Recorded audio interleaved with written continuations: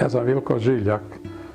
Radio sam kompjutersku grafiku prije 50 godina. 70. godina smo imali puno nastupa.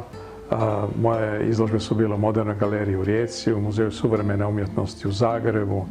Mnoge izložbe koje su odlazile u svijet, službeno suvremene umjetnosti. Tada sam i ja bio uvijek unutra.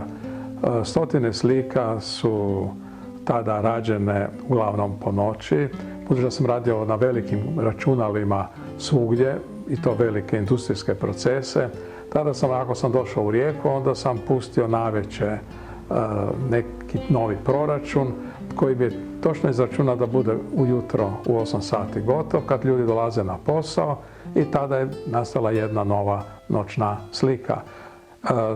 Na svim kompjuterima sam radio, na ICL-u, na primjer u INI, na Univacu kasnije, par godina kasnije, to je prvi sveučilišni računski centar, u Industro projektu, na IBM 1130, 360, kasnije i 370.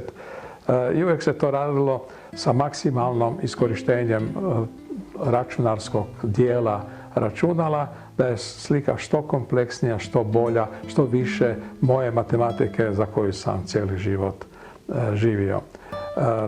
Poslije su nastali jednostavni potezi, nabavilo se računalo pa se kod kuće moglo pustiti, nije trebalo 8 sati samo proračun da traje, i te slike su se pretvarale u različite primjene, na primjer animacija za televiziju. Toga smo puno radili koncem 70-ih sa Tomislavom Mikolićem u to vrijeme, pa onda 80-ih godina. Te animacije se i danas rade, kao nekada kao špica, sada kao cijeli filmovi. Nisam radio kompjuterske grafike sa gotovim programima, nego sam napisao, sam onda znao sigurno kako upravljati sa pojedinim potezima, posebno ako je to crtež, na primjer, koji se treba vrtiti vremenski. Onda je to ipak moralo biti rađeno u originalu. Iza mene je kompjuterska grafika o glogovim kolcima, tako se nazvala. Ovdje je jedna grafika koja se umnažala beskonačno puta u svim varijantama. Budući da je ona rađena kao vektorski crtež, vrlo jednostavno se može preprogramirati u jedan potpuno drugi eksplozivni vizuelni doživljaj.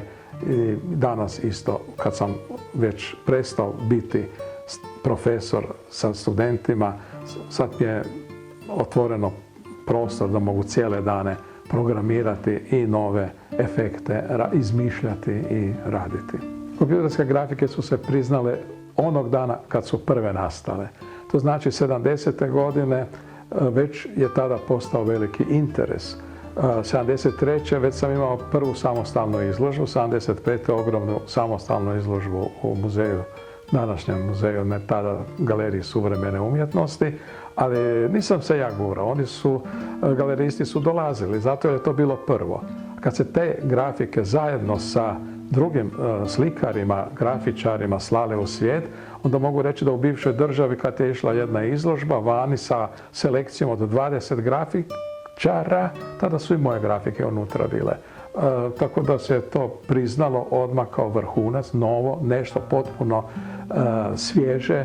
Kritika je bila svakakva, takva da se smijete. U jednoj mojoj knjizi ja sam iz novina izvadio jedan mali osvrt jedne naše tada najvažnije kritičarke u Vjesniku, i ona me uvijek poslije danas pita, a zakaj si to stavio u novine? A taj mali komadić sam na cijeloj stranici, a unutra piše ko je taj koji dozvoljava da se skupi kompjuteri koriste za crtanje. Poslije ona o meni pisala, poslije smo bili jako si dobri, nedavno smo se vidjeli, i ja velim, zakaj si to stavio? Ja velim, pa da se vidi kak nisi razumjela. Ne? Ja nisam crtao po kompjuteru, nije tada bilo nikakvih alata za crtanje, sve je to rađeno matematikom. Matematika se je pokrenula i tada se stvarao postepeno novi crtež, koja se kasnije ispisao na pisaču. Uglavnom se ispisao u jednom primjerku, jer kako je izračunata jedan detalj, tako se on ispisao. pa se onda u istu memoriju moralo raditi i druge.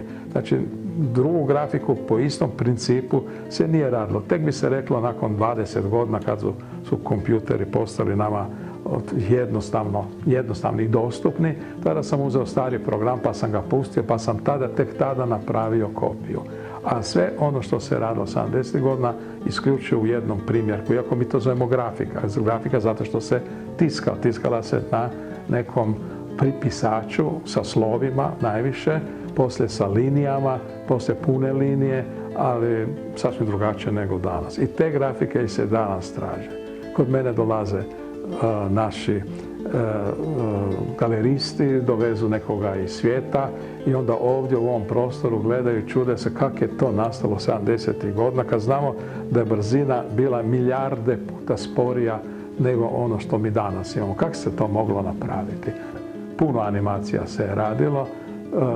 Mislim, ja govorim o sebi, o onom što je se rađeno u Zagrebu, na televiziji na Zagrebu. Ja sam koncem 70-ih radio nekoliko špica za televiziju koje su nastajale u realnom vremenu. A kompleksnost crteža, da bi ona funkcionirala, samo je ovisilo o računalu. Da li je to neki novo računalo, onda se njemu podešavala još veća kompleksnost.